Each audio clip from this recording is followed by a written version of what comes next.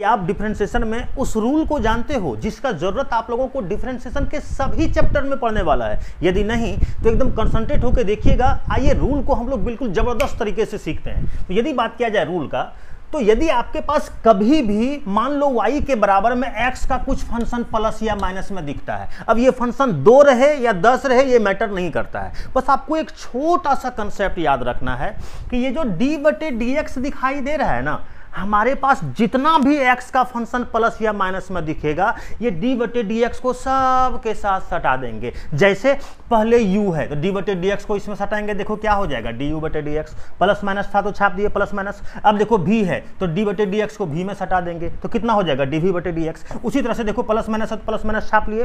फिर देखो w है तो d/dx को w में सटा देंगे, देख लो क्या हो जाएगा dw/dx, प्लस माइनस आखिरी सांस तक चलता रहेगा। यानी एक छोटा सा कंसेप्ट याद रखना है कि x का फंक्शन प्लस माइनस में आपको जितना भी दिखता है, चाहे 2 रहे या 2 लाख रहे, बस d/dx को सब के साथ सटा देंगे। जैसे जैसे आप देखिएगा और एग्जांपल से पहले समझने का कोशिश कीजिएगा। जैसे मान लीजिए हमारे पास दिया हुआ है x⁻7 और मान लो प्लस में दिया हुआ है sin x। क्लियर है?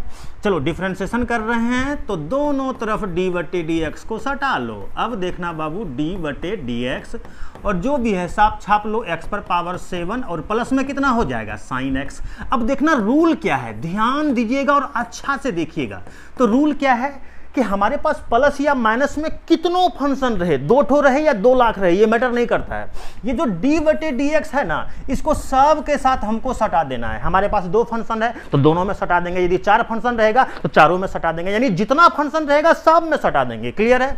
देखो पहले सटा लो dx⁻7 और बटे क्या हो जाएगा dx। अब देखो यहाँ प्लस है तो हम भी प्लस छाप देंगे, यदि माइनस होता तो माइनस छापते। बात समझ में आ रहा है? अब देखो एक फंक्शन और है तो आ जाओ इसमें भी सटा देते हैं। कितना हो जाएगा d sin x और डिवाइडेड बाय कितना हो जाएगा dx। जैसे ही रूल आप सीख लिए तो अब क्या है, अब तो फॉर्मूला लगाएंगे। देख लो x⁻n का dc क्या होता है, n x⁻n-1 यही होता है ना। और देख लो यहाँ sin x है तो sin x का dc क्या होता है आपका cos x। तो यदि बात किया जाए इसका आंसर का तो आप देख लो dy/dx के बराबर में हो गया 7x⁻6 और प्लस में कितना आ गया cos x, जो भी आया क्या हो गया आंसर। तो आज का कंसेप्ट आप लोगों को कैसा लगा जरूर कमेंट करके बताइएगा और हाँ वीडियो को लाइक और शेयर जरूर कीजिएगा।